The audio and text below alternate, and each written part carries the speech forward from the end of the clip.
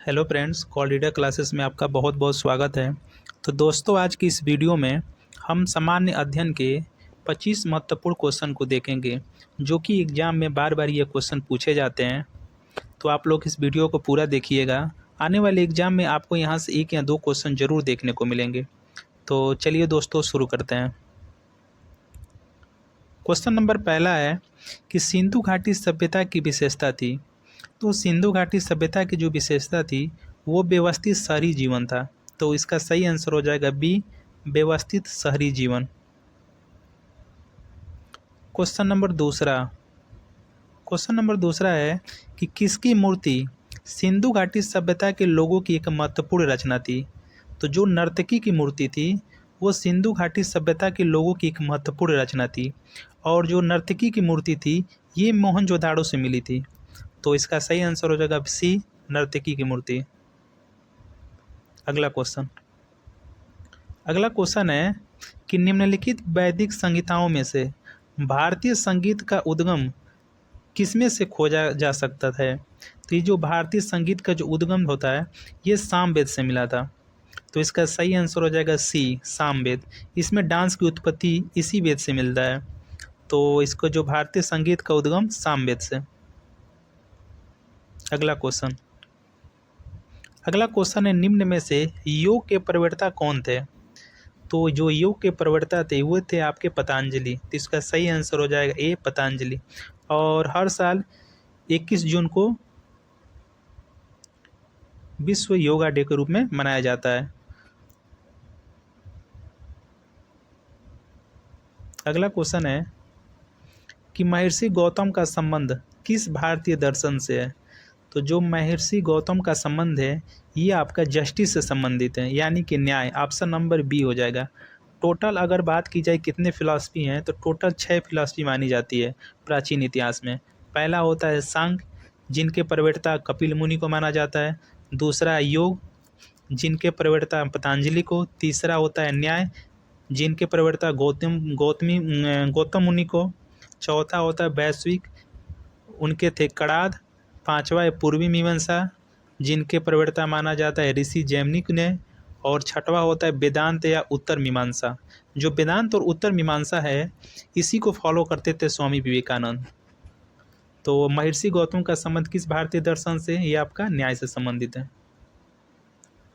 अगला क्वेश्चन है कि वैदिक लोगों द्वारा किस धातु का पहले प्रयोग किया गया था। तो वैदिक लोगों द्वारा सबसे पहले तांबे की धातु को सबसे पहले प्रयोग किया गया था।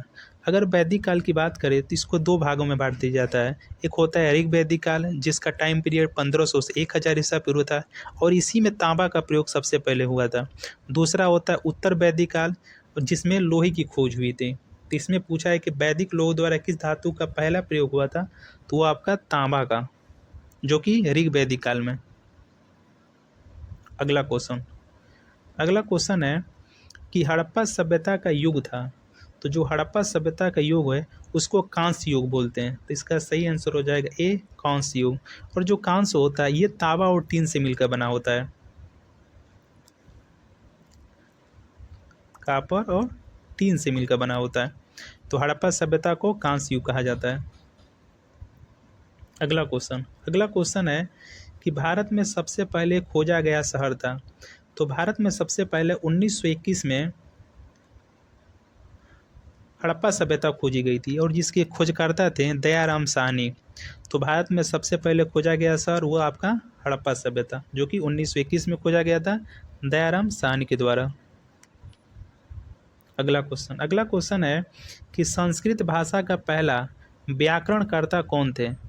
तो संस्कृत भाषा के पहले व्याकरणकर्ता वो थे आपके पाणिनि। इसका ऑप्शन हो जाएगा सी, पाणिनि। और पाणिनि की एक बुक है जो कि बहुत ज़्यादा इंपॉर्टेंट है, एग्जाम में पूछा जाता है। उस बुक का नाम है अष्टध्यायी। वही अगर कल्हड़ की बात की जाए तो कल्हड़ की एक फेमस बुक है जिसका नाम है राजतरंगिणी। और यहाँ दिया है मैत्रेय। मैत्रेय का अर्थ होता है कि जो हम फ्यूचर बुद्धा को कहते हैं। मैत्रेय हम फ्यूचर बुद्धा को भी कहते हैं। और कालिदास को सबको पता है ये एक कवि थे जो कि गुप्त काल से संबंधित है।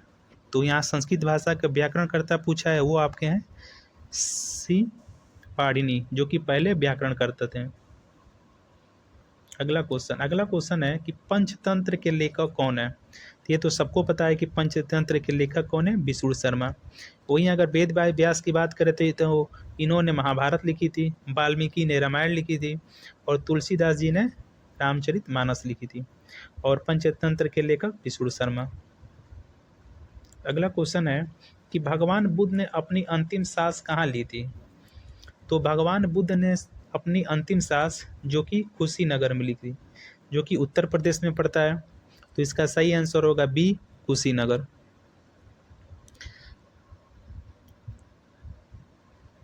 अगला क्वेश्चन है कि वह शासक कौन था जिसने राज सिंहासन पर बैठने के लिए अपने पिता बिंबिसार की हत्या की थी। तो जो बिंबिसार की हत्या की थी उनके ही पुत्र थे जिनका नाम था अजातशत्रु, और अजातशत्रु की हत्या उसके पुत्र उदयन ने किया था। तो ये जो थे बिंबिसार, अजातशत्रु, ये उदयन, ये हर्यक डायनेस्टी से थे। तो अजातशत्रु ने अपनी पिता की हत्या कर दी। इसका सही आंसर होगा डी, अजातशत्रु। अगला क्वेश्चन है कि मौर्य वंश के बाद किस वंश ने मगध पर शासन किया। तो मौर्य वंश के अंतिम शासक बृहद्रथ की उनके खुद के सेनापति जिनका नाम था पुष्यमित्र शुंग, उन्होंने बृहद्रथ की हत्या करके शुंग डायनेस्टी की स्थापना की थी। तो इसका सही आंसर हो जाएगा सी, शुंग।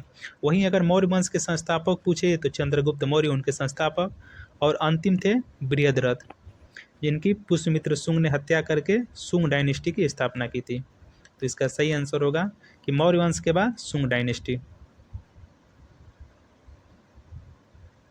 अगला क्वेश्चन है डैश को लाइट ऑफ एशिया यानी कि एशिया की ज्योति के रूप में जाना जाता है। तो ये तो सबको पता है कि light of Asia Mahatma Buddha को कहा जाता है। वहीं अगर महात्मा बुद्ध का जन्म की बात करें तो इनका जन्म नेपाल के लुम्बिनी में हुआ था, जिन्हें लाइट ऑफ एशिया कहा जाता है।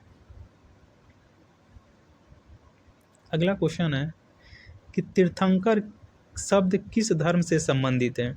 तो जो तीर्थंकर है ये जैन धर्म से संबंधित है। तो इसका सही आंसर होगा ऑप्शन नंबर सी, जैन धर्म। वहीं अगर प्रथम तीर्थंकर की बात करें तो प्रथम तीर्थंकर का नाम, उनका नाम था ऋषभदेव, और सबसे लास्ट थे उनका नाम था महावीर। और टोटल 24 तीर्थंकर हुए हैं जैन धर्म में, टोटल 24 तीर्थंकर। अगला क्वेश्चन है कि निम्नलिखित में से बौद्धों का पवित्र ग्रंथ कौन सा है। तो जो बौद्धों का पवित्र ग्रंथ है वो है आपका त्रिपिटक।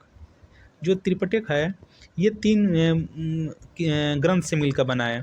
पहला है आपका सुत्त पिटक, दूसरा है बिना पिटक और तीसरा अधिनम पिटक। इन तीनों किताबों को मिलाकर जिसको बोला जाता है त्रिपिटक, त्रिपिटक बोलते हैं उसको। अगला क्वेश्चन है कि बुद्ध किस वंश से संबंधित है। तो जो बुद्ध है ये आपके सांक्य कुल से संबंधित है। ऑप्शन नंबर सी हो जाएगा सांक्य कुल।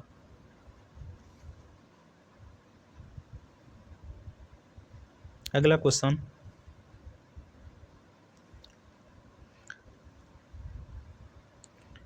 क्वेश्चन है कि बौद्ध अनुयायियों के लिए प्रसिद्ध विक्रमशिला विश्वविद्यालय की स्थापना किस शासक ने की थी। तो बौद्ध अनुयायियों के लिए प्रथम जो विक्रमशिला विश्वविद्यालय की स्थापना ये थे आपके पाल डायनेस्टी के धर्मपाल। ऑप्शन नंबर हो जाएगा सी, धर्मपाल, जिन्होंने विक्रमशिला विश्वविद्यालय की स्थापना की थी। अगला क्वेश्चन है मिलिंद पन्हो क्या है। तो जो मिलिंद पन्हो है ये आपका एक बौद्ध ग्रंथ है जिसमें यूनानी शासक मिनांडर द्वारा बौद्ध आचार्य नागार्जुन से किए गए प्रश्नों के संदर्भ में उत्तर दिए गए। तो मिलिंद पन्हो क्या है, एक बौद्ध ग्रंथ है।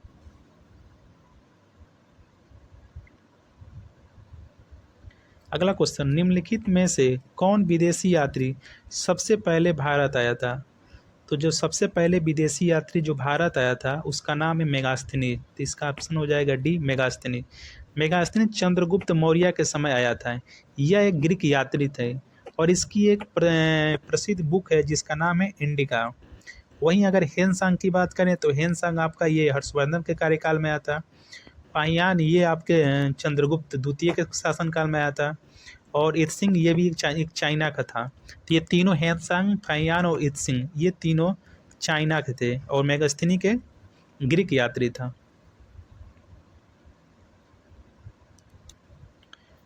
अगला क्वेश्चन है वर्धमान महावीर और किस नाम से विख्यात हैं? तो जो वर्धमान महावीर, इनको जीन के नाम से भी जाना जाता है, तो इसका सही आंसर होगा बी, जीन। अगला क्वेश्चन है कि कौटिल्य प्रधानमंत्री थे, ये तो सबको पता है कौटिल्य प्रधानमंत्री थे, ये आपके चंद्रगुप्त मौर्य के।